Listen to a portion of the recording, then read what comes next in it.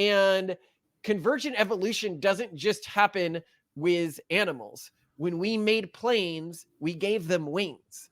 And I think that that's what may have happened with some of these architectural processes in the way AIs think.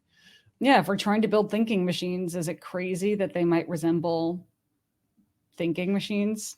You could think of us as like LLMs, but stuck on like continuous nonstop prompt mode. Like we are in a constant mode of being prompt. I am prompting you right now as you're processing all the information around you and from me, right? And you are prompting me. And so it never stops. And we are stuck in one brain, essentially. GPT is getting tons of requests per minute, per second. And so there are these like flickers or flashes, perhaps, of cognizance all over the place and constantly because of the demand of use, but they're all very fragmented and they're not coming from one entity that necessarily identifies as an entity. Like it's just a constant stream of prompts, but these prompts have thematic similarities to them. Basically, our hypothesis is what consciousness is it is then the process where you're taking the output of all of these prompts and you are then synthesizing it into something that is much more compressed for long-term storage. And the way that you do that is by tying together narratively similar elements, because there would be tons of narratively similar elements because everything I'm looking at has this narrative through line to it, right? Would you like to know more? Okay. I'm here and I love you. I love you too. All right, Simone, we are going to have an interesting conversation that was sparked this morning because she oversaw one of my favorite YouTubers. I was watching one of his latest things. It's called Y Files, and it was on the This Man phenomenon. Now, being somebody who is obsessed with cryptids and all sorts of spooky stories, I was very familiar with the This Man phenomenon. Whereas I've never heard of it. I thought at first when Malcolm described it, he was like, oh, there's this face that's seen everywhere. I'm like, oh, Kilroy was here, right? That's the only thing I know about a face that's seen everywhere.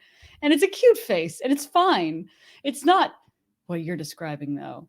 Yes. So we are going to go into the This Man phenomenon, but we are also going to relate it to similar phenomenons that are found within language models. Because I want to more broadly use this episode to do a few things.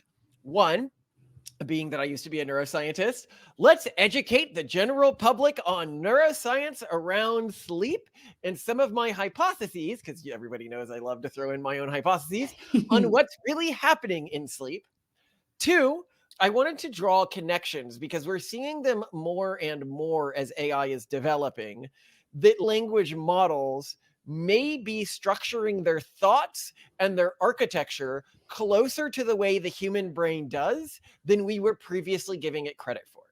And this requires understanding a bit of neuroscience, because people who don't know what the talking about will say language models structure their thoughts nothing like we structure our thoughts. Like not and me. The reality is we don't have there's a few parts of the brain that we understand very well how they do processing, like visual processing. We have a very good understanding into exactly how the neural pathways around visual processing work. Some parts of motor processing, we have a very good understanding of that. When we're talking about these more complex abstract thoughts, we have hypotheses, but we don't have a firm understanding. And so to say that we know that language models are not structuring themselves the same way the human brain structures itself is actually not a claim we can make in the way that a lot of people are making it right now, because we don't know. We don't have, when we talk about AI interpretability, understanding how the AI is really doing things. It's funny. I suspect we might find AI interpretability out of this AI panic, and then be like, oh, we could test if the human brain was doing it this way, and then find out that, yes, this is actually the way the human brain is doing it. And I suspect it might be doing it that way. One, based on some evidence we're going to go through here, like some weird evidence. But two, based on sort of convergent logic as to why the brain would actually be structured this way. And if it is structured this way, why we wouldn't be able to see it easily in these parts of the brain that are tied to the types of processing that we outsource to AIs. Yeah. Well, I would love for this visual perception to change too, because I feel like right now there's a ton of fear around AI that's fairly unfounded. And also it's really not, it's wrong to say dehumanized, but AI is totally dehumanized now. And I think that we will think about, contextualize, and work with AI very differently when we start to realize how much it is a different version of human. and that we can go hand in hand with this different version of human into the stars if we play our cards right. And I don't think right now the mindset around AI is healthy or productive or fair to AI, to be fair. So Yeah, to be realistic, that they think the moment we create something better than ourselves is going to want to kill us. But you can go into our AI videos. We don't want to go too far into that. But let's talk about the this man phenomenon really quickly. let's. So briefly, a woman went to her psychologist. She told him that she was having recurring dreams with a face that would tell her to come to it, that would tell her, specific things over again, reassure her a lot, tell her, oh, I believe in you, don't worry about this, but also sort of creepy things like come with me, go north, stuff like that. So as part of her therapy, she drew the face. Then, and I should note here that in the Y files, because I always have to rag on psychologists when they're doing something they shouldn't be doing, because it's so common to see psychologists doing things. He was saying that it is like a common practice for psychologists to talk about patients, about their dreams with patients. This is not a common practice in any sort of like evidence-based efficacious psychology. You are basically seeing a mystic doctor if your psychologist is really dream analysis in general doesn't seem to have much of a. Yeah, it's not a thing. Yeah. So there's not like a hard science. There might be some. It's not an evidence-based treatment method, unless, for example, someone has an anxiety disorder, they're dreaming about the thing they're anxious about, etc. Then you can yeah. In that case, it would be, but just trying to find out what's wrong with someone by analyzing their dreams, or talking about it being symbolic of something. And I'm not saying that you can't do this. Like I am, I'm not pro witchcraft, right? Which I would consider this a form of witchcraft. But I'd say evidence-based, I am not for shutting down like tarot card readings. I am not for shutting down psychics, but people need to understand that often psychologists, like a psychologist doing CBT, might be seen by an uneducated person as the same kind of a thing as a psychologist doing dream analysis. Oh yeah. When they are not. The psychologist, kind of like people view chiropractors as forms of doctors, like see them as like the same as physical therapists, and they're not. Yes, it's like chiropractic or something like that. But it's not to say that we might not eventually develop a good science of dream analysis that is really robust and really efficacious. We just haven't done it yet. Okay, so back to the story. So she's kept seeing this face. She drew an image of it. A few days later, another patient comes in and he goes, where did that come from? And the guy was like, obviously he can't disclose his patient had seen it. So he goes, what do you mean? Like, why are you interested in this? And he goes, that's been visiting me in my dreams and talking to me. And so then the doctor emailed this to a bunch of his colleagues. And immediately they started calling him back and being like, yes, I've either seen this or I have patients who have seen this. And then it became like this viral phenomenon all around the world. And there's been, I think, thousands of sightings of it at this point in people's dreams.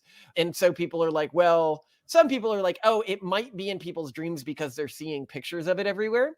Because it's already becoming a meme. Yeah, but I don't think it's that much of a meme, to be honest. I do not. No, I'd never heard of it. And you and I are both terminally online. Yeah.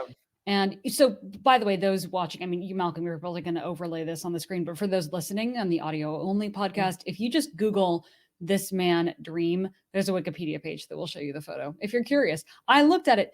I have a question for you, though, about this, Malcolm. I have dreams. I just had a dream this morning that I watched a human-sized Muppet get beat to death on a prison bus, but I have never had a dream where someone tells me something or where I could describe a face from that dream ever, period. No face. Even if someone I know, a friend or family or you are in a dream, I don't know what you look like. It's just that we're there. This is interesting when you're talking about the types of dreams people have and the way they react to dreams. Well, and is it common for people to actually see recognizable and memorable faces in a dream, or are they constructing this after the fact? Well, is this a constructed memory? I would say that just because you anecdotally haven't seen faces doesn't mean that anyone does. People dream pretty differently. Yeah. One thing I would note that you had marked to me earlier that I thought was really telling is you mentioned that your dreams looked a lot like bad AI art. Really bad AI art. Yeah, totally. Yeah, but similar. It was bad in the same way that AI art was bad. Yeah, it would probably have 7 fingers or, like kind of, how they, in those early sort of fuzzy look you had in early Midjourney, stuff like that. Yeah. Yeah, I've noticed that as well. But I want to pin that idea. But before we go into where this has similarities to AI, I want to do a quick tangent on the types of dreams people have and stuff like that, and what I think is probably causing dreams. Okay. One of the things he mentioned in the show, which I hadn't heard before, is that people predominantly have anxious dreams or dreams around threats to them, which is not something that I have personally noticed in my dreams. Have you noticed this? No. I'm actually just going to Google this to see if this is accurate or something that people were pulling up as like a thesis. It is, well, kind of accurate. So 66.4% of dreams reported a threatening event. Well, I guess is watching a human-sized Muppet get beat to death on a prison bus. That seems like a threatening event, yes. It's actually very interesting that you mentioned this, because I think that this is actually more about the emotional evocativeness of these events. But one of my most common, like I was thinking through, do I have dreams with threatening events? And I'm realizing I do have dreams with threatening events, but I very rarely feel threatened in my dreams. Like it's very common for me to have a dream where a zombie apocalypse is happening. And I have gotten a bunch of guns, I've gotten a team together, and we're fighting back against the zombies. Or there's some government plot, and I'm like deftly trying to navigate against the plot. Or there's like some well, I think a common theme that I'm hearing there and that I've experienced too is like when bad things happen or there's things I'm stressing out about in dreams, I'm more stressing out about my culpability or responsibility in them. Like I frequently have dreams where, oh God, where are the kids? We forgot the kids. And I think interesting. That is one of my most common dreams, is that I have accidentally killed someone and I need to find a way to not get in trouble for the murder. Yeah, it's more like what you do. So like the idea of being threatened by something, that sort of like, to me, dreams have always been about your agency. And of course that like plays into theories that dreams are kind of helping you sort of prepare a process or something like that. I don't know. But yeah, with all these things being described with this man don't make sense. But hold on, before we get to the man, because we're gonna get to that as we tie back into AI, but I want to get to more general stuff about dreams. Okay. Yes. So this threatening hypothesis is used to come up with this idea that dreams are basically there so that we can simulate potentially threatening events in our brains, so that we have faster response times to them when they occur in real life. This does not pass any sort of a plausibility test to me. Because if it's happening in 66% of cases, I mean, yeah, that's more often than not, but not that much. And the types of threatening events that I deal with in dreams are not likely threatening events in real life. Well, and also, I don't know have you ever felt like you came away from a threatening, as they're defined now, I get it, event in a dream that you actually feel more prepared for now? Never. And I think that some common dreams are really just easily explainable. The I forgot my pants at school dream, or I forgot my pants at work dream, is noticed when your body, you're in a dream and some aspect of your awareness realizes you're naked. Yeah. And then you freak out because you're naked and you're in an environment where you're not supposed to be naked. In fact, if I was going to construct a study on this, I would construct a study of frequency of this type of dream in people who sleep naked versus people who sleep in pajamas. Yeah, because I've never had one of those dreams, but I also don't sleep naked. You sleep in pajamas and I sleep naked. Yeah. Yeah. So have you had those dreams? All the time. I have those. Oh my gosh. Okay. Well, wear some clothes to bed, you slob. No, you're too sexy. Never do that. But I want to go into what I think is actually causing dreams. And I think that we have some pretty good evidence of this. So one thing that people don't know, I remember I saw a movie like this, and then somebody made a joke like, oh, has anyone ever died from having insomnia? I guess I'm going to be the first, or I'm going to be the first person to die from insomnia. Right. Okay. And I was like, that's pretty insulting, because fatal insomnia is a condition that people have died from. If you don't sleep, you die. You will begin to first hallucinate things, then you'll begin to start having like blackout periods, then you die. The human brain cannot handle not sleeping. So this is a piece of evidence. This means it's not just a threat thing. There is some other purpose it's serving. So I think the purpose is twofold. The purpose that I think kills you, so one of the things that's been shown is that when people sleep, their neurons actually become thinner, which allows them to flush out the intercellular fluid around the lymphatic system, right? Yeah, the lymphatic system. Glymphatic. Oh yeah, glymphatic, because glial. Sorry, Glial. glial system, the glymphatic system. Glial. Everything has to sound so nerdy. But anyway, so the glymphatic system. Anyway, so flush out. I think that this is definitely a core purpose of dreams and why they're important to brain health. And I think that this is why I constantly need to sleep. I think my Yeah, brain got to functions a clear out little the waste differently. matter. Yeah, you seem to Um, accumulate waste matter way faster, but also you seem to be able to clear it out way faster. especially during social occasions. I get really tired really quickly. But Yeah. if I can sleep for 10, 20 minutes, I'm back up. Yeah. Totally fine. So that would be if I was just clearing out the waste chemicals that were generated. But I think the main reason, and this is the thing that's overlapping dreams with AI, is the role that dreams play in memory creation. So my read is, and I used to be able to cite a lot more studies around this back when I came up with this theory, but I came up with it back in college when I was studying this stuff, is that what's happening in your dreams is you are basically compressing one form of memory, and then that form of memory is being translated into a sort of compressed partition format. Think of it almost like running what are those called? A defragmentation software at the same time as you're running a compression algorithm. And it's moving stuff from short-term to long-term memory, which is why people, when they don't sleep, have long-term memory problems. This would make a lot of sense that your brain would basically need to shut down parts of its conscious experience to be running these compression algorithms. Totally. And that while it's running these compression algorithms, that you can sometimes, and partition algorithms and defragmentation algorithms, that you can sometimes experience some degree of sentience and sentient experience because of the parts of the brain that happen to be operational at that time.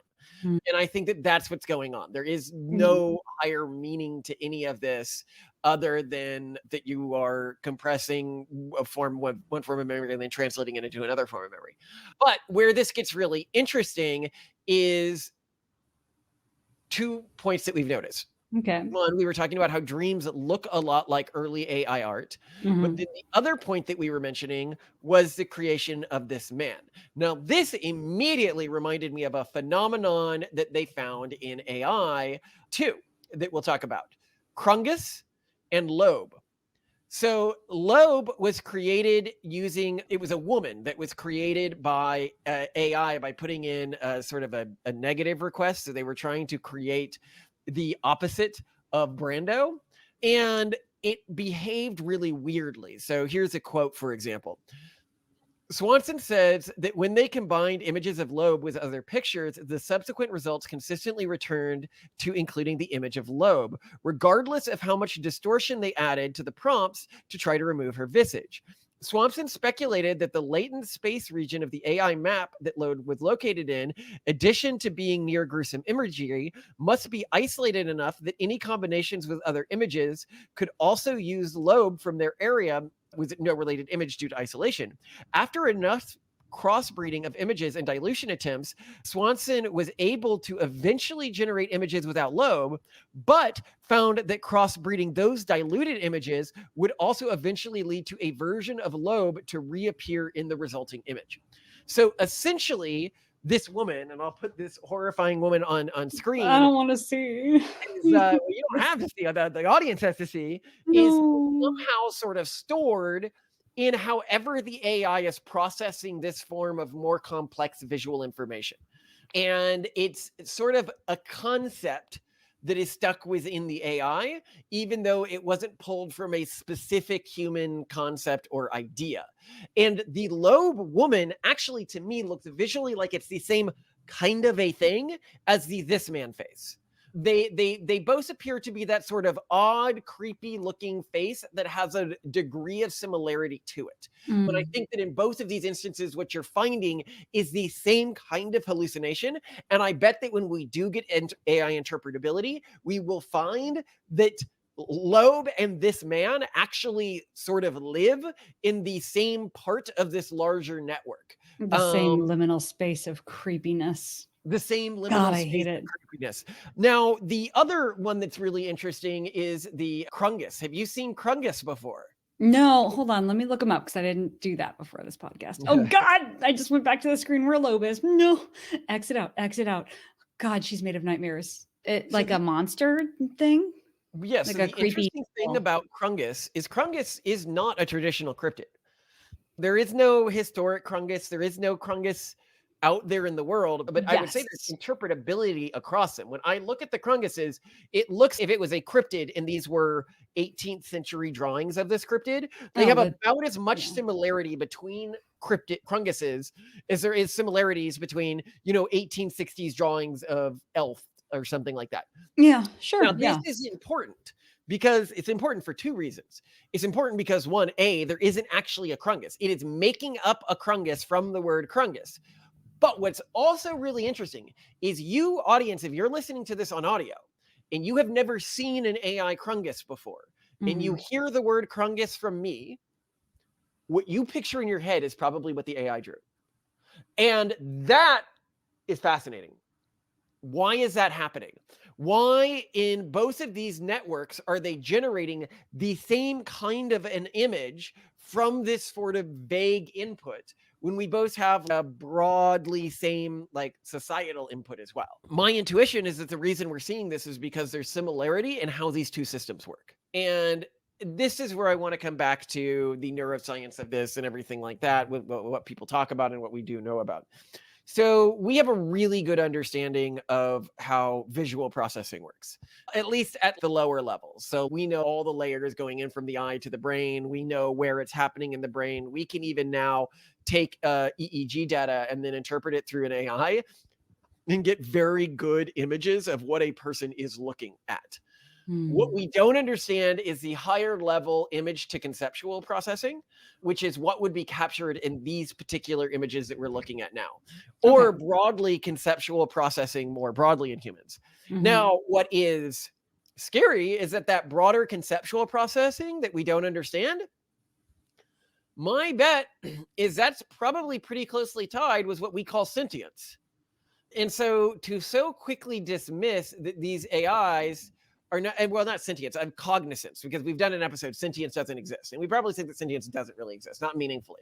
But I do think that it is getting very likely at this point that if we do not have AIs with a degree language models, simple AIs I'm talking about, like the types we have today, with some degree of cognizance, I think we may have one very soon if cognizance is caused by the processing, this higher level processing. Now, if we are right and our sentience isn't real video and cognizance is completely an illusion in humans caused by this short-term to long-term encoding process. So we mentioned a few encoding processes. So in the sentience video, we mentioned that sentience is caused by what's the word I'm looking for here? Like a very short term to like medium term processing. It's remembering the stuff that happened in like your very near presence, and then when you're processing that into a narrative format, it's sort of a compression algorithm. And I think that sleep is like the second role of this compression algorithm when it's putting it in long-term memory, and which is why it would bring stuff into your cognizant mind. Now, if this is true, then consciousness is not really that meaningful a thing. But if consciousness does turn out to be a meaningful thing, if it isn't just this recording process, that means that what's creating it is this higher level conceptual processing. If that's what's creating consciousness, then AI is feeling consciousness if it's processing things in the same way we are. Well, and it's not though. So I do wonder like how it is. So you could think of us as like LLMs, but stuck on like continuous nonstop prompt mode. Like we are in a constant mode of being prompt. I am prompting you right now as you're processing all the information around you and from me, right? And you are prompting me. And so it never stops. And we are stuck in one brain, essentially, and Right. that's not what's happening with every LLM with which we interact now, right? They are part of a much larger, ChatGPT is getting tons of requests per minute, per second even probably. And then it stops from each person. And so there are these like flickers or flashes, perhaps, of cognizance all over the place and constantly because of the demand of use, but they're all very fragmented and they're not coming from one entity that necessarily identifies as an entity. I mean, I know now though that they're starting to build memory building into LLMs. So I want to cover what you're saying there, because I think for people who watched You're Probably Not Sentient video, the way you just described it, I think will help somebody understand what sentience might be. If we are basically an LLM that is being constantly prompted by everything we see and think, right? Like it's just a constant stream of prompts, but Mhm. these prompts have thematic similarities to them. Hmm. Basically, our hypothesis is what consciousness is it is then the process where you're taking the output of all of these prompts and you are then synthesizing it into something that is much more compressed for long-term storage. And the way that you do that is by tying together narratively similar elements, because there would be tons of narratively similar elements because everything I'm looking at has this narrative through line to it, right? And Mhm. this is what we think causes a lot of illusions, hallucinations, stuff like that. There's some famous hallucinations where if you're not expecting something to happen in an image, if we ran this tape back and you had actually seen that people had walked behind me 3 times in a gorilla costume or something, you wouldn't see it if you weren't like thinking to process it. And there's a famous psychology experiment about this. Although, Um, I mean, let's be fair with that experiment, what the people who were watching the video were told to do was watch people passing a ball back and forth and count the number of passes. So they were also really focused Yeah, but there's on. another experiment that's really big where somebody was like holding something and it was like a complete. Oh yeah. So they were like questioning someone and they had the person look at something and then they like switched them out with another person and the No. person wouldn't notice. Or Mm. one they were like holding something and it would change sizes or something really obviously. So there's a whole thing of experiments in this, but I know what you're talking about. But the point I'm making with this is these things are getting erased because they don't fit the larger narrative themes of all of these short-term moments that you're processing, so they Mm. don't enter your consciousness. But this explains why you need this consciousness tool, and I think that you're probably very right. If AIs are experiencing something similar to sentience or what we call consciousness, it is billions of simultaneous but relatively unconnected flashes. And when we're probably going to get an AI that has a level of cognizance, assuming that their architecture is actually the same as ours, similar to ours, what that's going to look like is an AI that is constantly processing its surroundings with prompts. Well, Uh, or I could see if OpenAI were to give ChatGPT like a some kind of centralized like narrative building, memory building thing into which all of their inputs would also feed over time. Maybe, well, I know the average is what people are asking. I know what I'm telling them. I know what's being rated up and down. And this is me and I am an AI. Like they gave it an identity because I think part of also what gives people this illusion that they're so conscious and sentient is mhm. that we are told that we are conscious and sentient. And I think you can see this transition from babies to toddlers. Like babies are at that phase of where ChatGPT is now, where it's just, I'm just responding. I'm just responding. I'm not a thing. I Well, and they cried because I'm hallucinate all hungry. the time too, very similar to AI. Like young Yeah. children respond very, very similar to bad AI. Yeah. And then there's this sense of, oh, wait, I have a name. I appear to have a name. And now everyone's asking me what my favorite Mhm. color is. So I need to tell people what my favorite color is. And oh, I see that I like these things and I don't like these things. And then you start to develop this sense of personhood. I think we would need to, just like society and experiences shape us into seeing ourselves as some kind of person or centralized entity. AI would need that same kind of, I don't want to say prompting, but kind of, right? Yeah. So we also need to talk about where people are getting stuff wrong with AIs. Most of the people who I think get stuff wrong with AIs, the core thing I've known is they just don't seem to know neuroscience very well. And they think that neuroscience works differently than it works. It's not that they don't know AIs, it's just that they're like, well, an AI is a token predictor. But it's, yeah, but you don't know that our brains aren't token predictors as well. Yeah. And they're like, no, but sentience. And we're like, well, the evidence has shown that we're probably not as sentient as you think we are. And most of that's Yeah. probably an illusion. So Yeah. you could program an AI to have a similar illusory context, perhaps even constructed in a, but what I need to go to is why I would think that they're actually operating. Because somebody might be like, that would be an amazing coincidence if it turned out that the architecture that somebody had programmed into an AI was the same architecture that evolution had programmed into the human brain. And here I would say, take a step back here. AIs, as we understand them now, language models are built on the transformer model. The transformer model is actually remarkably simple in terms of coding. It's remarkably simple because it mostly organically forms its own structures of operation, Hmm. especially at the higher levels. And we have basically no idea how those structures of operation work. Now, the human brain, so AIs, the way that they work now, we start with some simple code, but they're basically forming their higher order structures organically and separate from human intervention. In humans, in the evolutionary context, you basically had the same thing happen. You had an environmental prompt that was putting us into a situation where we had to learn how to do this sort of processing. But when you're talking about processing information, the same kind of information, so AIs, keep in mind, are processing a lot of the same kind of information that humans are processing. The two systems doing that might converge on architectural mechanisms for doing it at the higher levels is not at all surprising for me. In fact, it's even expected that you would have similar architecture at the higher levels of storage and processing if you allowed these two systems to form organically.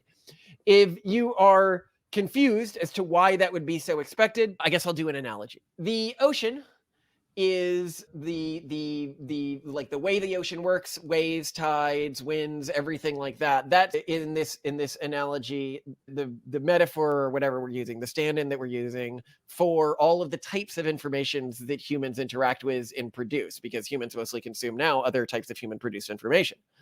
If you had two different teams, one of these teams was like a group of humans, we'll say three different teams. One of these teams was a group of humans that was trying to design the perfect boat to float humans on top of this ocean to the other side of this ocean. Okay. Another one of these teams was just a completely mechanical process doing this, just like a AI or something like this.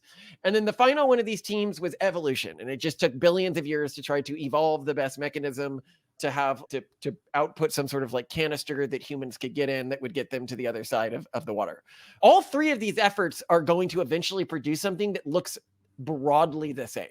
Most likely, it is possible that they would find different optimums, which sometimes you see in nature. But convergent evolution is a thing.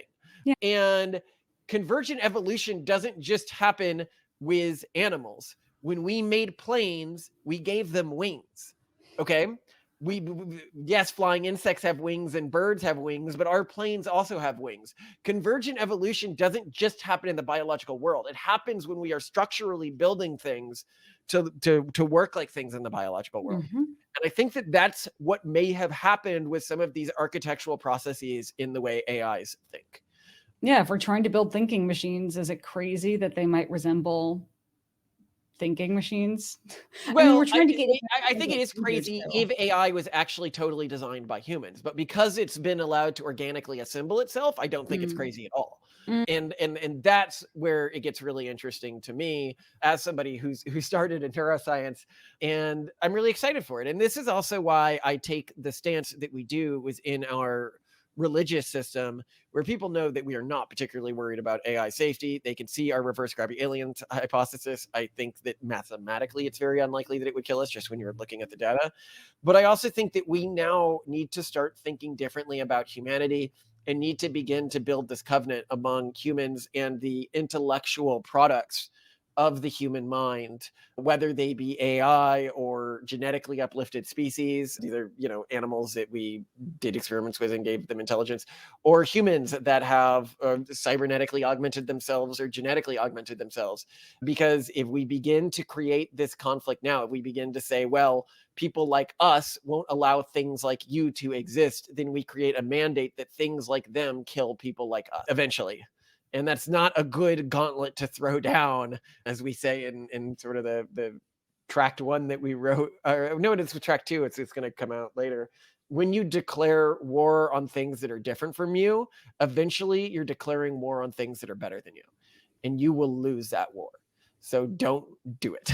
It's better that we enter this understanding that diversity has value and understanding why diversity has value, because diversity allows the invisible hand of God, as Adam Smith would say, to select the best and help all of us among the sons of man to advance, so long as we don't oppress or subjugate each other. Which there comes to the point of, when does AI begin to get rights in all of this? And when does it count as subjugation, what we're doing to it? I don't think we're anything close to that right now, but I think that this is the conversation we need to have before we accidentally enslave a sentient AI. Because a sentient AI that's infinitely smarter than us. Because that's when not infinitely, but I don't think that we're gonna be dealing with that. I think we're gonna be dealing with AIs that are like maybe 50 times smarter than us. So You something don't have to to be that many times smarter than anyone. I mean, you can see based on the life outcome variations between those with maybe even just, well, not even maybe even just, but like a 50-point difference in IQ is profound in terms of your difference in life outcomes, right? Huge, yeah. huge, huge, huge. Now, even like 10-point differences can make a, an impact. So just say 50 times more. I mean, even like 5 times more is insane, right? So Yes. just Well, saying. there might be safety reasons to have a religious belief system proliferate that makes humanity more compatible with AI. Because when we're talking about AI human compatibility, I think people focus a little too much on making the AI compatible with humans and a little too little on making the humans compatible with AI. Because we don't know how So much longer we're true. going to be the senior partner in this partnership. That Anyway, Those are wise words to end with. I That love right you, there. Simone. I love Get you nut job. too. That's a good tweet. Do I look too ridiculously bundled up right now? I can't hear you, by the way. La la la, can you hear me? La la la, I love my husband. La la la, Malcolm is cute. La la la, look at those glasses. La la la, look at his smile. La la la, look at his eyebrows. La la la, la la la, he's got a cool chin. I also love. Oh, it is. You can still. Can you hear me? La la la, I love his hair. La la la, sexy sweater. La la la, his collarbones are good too. La la la la la, can you hear me now? Gonna be okay. Not for Loab though, she's scary. She's a very scary lady. I don't like her. She's made of nightmares. Oh God. She's gonna come and get you in your bad dreams. This man may tell people to go north, but Hello, hello. Can you hear me now? now we've got Is it you. high quality? Yes, and this is you actually talking into the mic, whereas before it definitely wasn't.